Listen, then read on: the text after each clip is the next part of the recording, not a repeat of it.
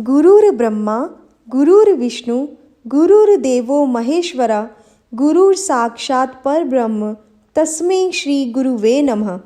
जय गुरु जी। संगत जी, अनंतम अनंतम शुक्राना मेरे मालिक का, मेरे महाराज का। संगत जी, आज हम सब दिव्य आभा डिवाइन बुक के दूसरे अध्याय का श्रवण करेंगे। संगत जी, आज के अध्याय में वर्णित सत्संगों को शुरू करने से पहले मैं आपको बताना चाहूँगी संगत जी कि सत्संग की महत्ता क्या है, सत्संग क्या है।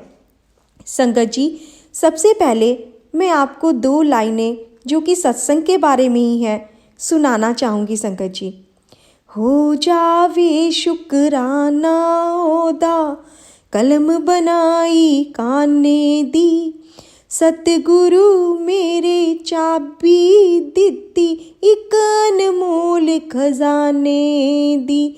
हो जावे शुक्राना ओदा कलम बनाई काने दी, सतगुरु मेरे चाबी दित्ती इक अनमोल खजाने दी।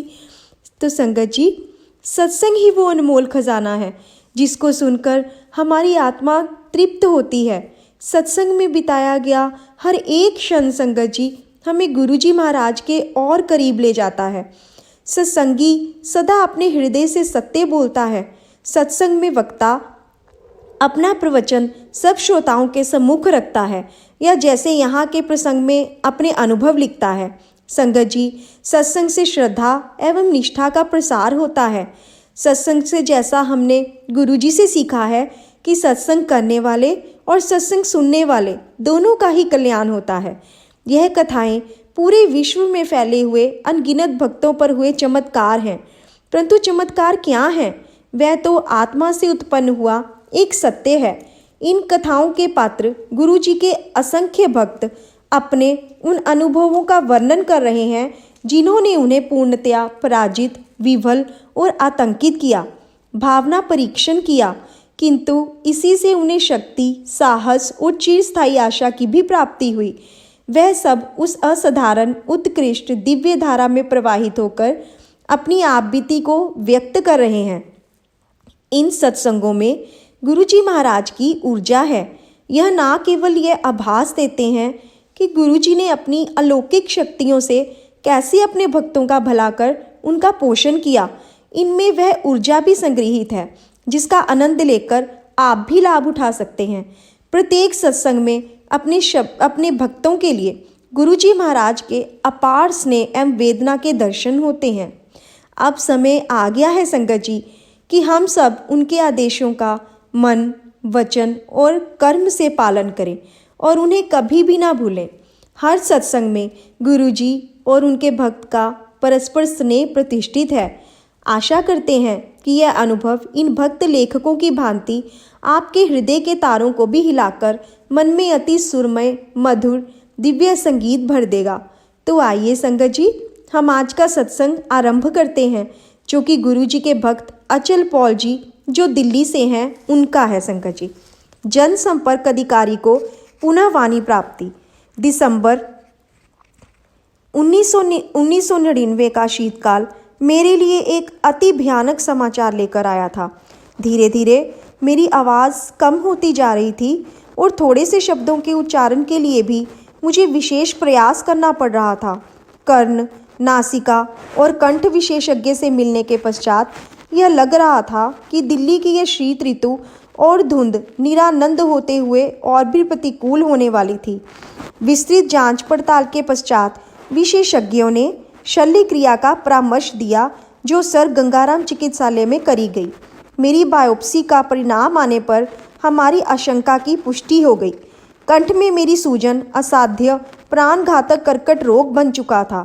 जब मेरी वाणी विकृत होने लगी, उसके मात्र 2 मास पश्चात मैं जैसे नर्क में पहुंच गया था और इसका कारण समझ पाने में असमर्थ था। मैं सिगरेट, मद्य, तंबाकू या पान का सेवन नहीं करता था, पर ईश्वर ही पालक हैं। अपनी शल्य क्रिया के पश्चात 3 सप्ताह के विश्राम काल में, जिसमें मुझे कुछ भी बोलने की मनाही थी, मैं गुरुजी की शरण में रहा। मैं और मेरी पत्नी, हम दोनों गुरुजी के पास मेरी दुर्दशा की अवस्था में पहुँचे थे, किंतु उससे पहले एक और परीक्षा देनी थी। चिकित्सालय से आने के बाद 5वें दिन मुझ में गुरुजी के पास जाने की अटूट अभिलाषा जागृत हुई। संयोग से उस दिन अत्यधिक वर्षा हो रही थी।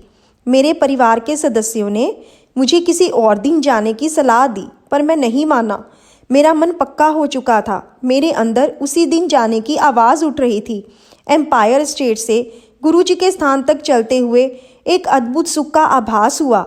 गुरुजी अपने रंगीन लंबे लबादे में अपने स्थान पर आसीन थे। हमारा परिचय करवाकर हमें राजसिक रक्तिमकालीन पर आसन ग्रहण करने को कहा गया। गुरबानी के पवित्र शब्द वातावरण में रस घोलकर उसे और मधुमेह कर रहे थे। एक स्नेहमय किंतु ओजस्वी ऊर्जा पूरे कमरे में फैली हुई थी। कुछ समय पश्चात चाय प्रसाद वितरित हुआ। उसके एकदम बाद गुरुजी ने हमें बुलाया और मेरी घबराई हुई पत्नी को कहा, जा तेरे हस्बैंड ਨੂੰ 50% ठीक कर दिता, टेस्ट फिर करा लै। उस समय यह विश्वास करना सरल नहीं था कि वह असाध्य रोग ठीक हो गया था, पर हमने गुरुजी की सलाह मानी। वापसी की शेष 4 स्लाइड में से 2 एम्स में दे दी और 2 मुंबई स्थित टाटा संस्थान में भेजी। 1 सप्ताह पश्चात परिणाम आने पर हम पुनः एम्पायर स्टेट गए। हमारे प्रवेश करते ही गुरुजी मुस्कुराए और बोले, क्यों डॉक्टर कंफ्यूज हो गए? यह तथ्य था। दोनों संस्थानों से आए निष्कर्षों ने मुझे स्वस्थ घोषित किया था। प्रथम चमत्कार हो चुका था।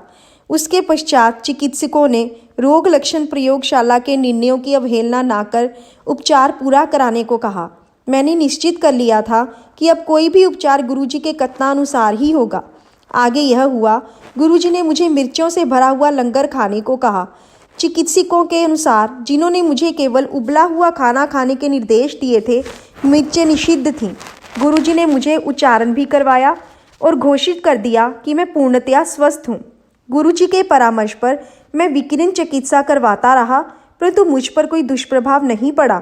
मुझे कभी कोई उबकाई नहीं हुई। मेरा हीमोग्लोबिन सदा सामान्य से ऊपर रहा। एकमात्र औषधि, यदि इसे ऐसा कह सकें, तो गुरुजी द्वारा अभिमंत्रित ताम्र लोटे में जल भरकर पीने की रही। इस क्रिया में पूरी रात्रि जल भरकर रखने के पश्चात प्रातःकाल आधा पीकर शेष से स्नान करना था। इस अति साधारण क्रिया पद्धति से मैं पूर्ण स्वस्थ हो गया। नवजीवन के लिए मेरा ऐसा चमत्कारिक परिवर्तन रहा है। यह सिद्ध करने के लिए मेरी 2 बेटियां और पत्नी हैं। धन्य हैं गुरुजी। जय जय गुरुजी। धन धन गुरुजी। वाह वाह गुरुजी। शुक्राना, लख लख शुक्राना मेरे मालिक का। आज की सेवा देने के लिए बहुत बहुत शुक्राना। जय गुरुजी संगत जी। जय गुरुजी।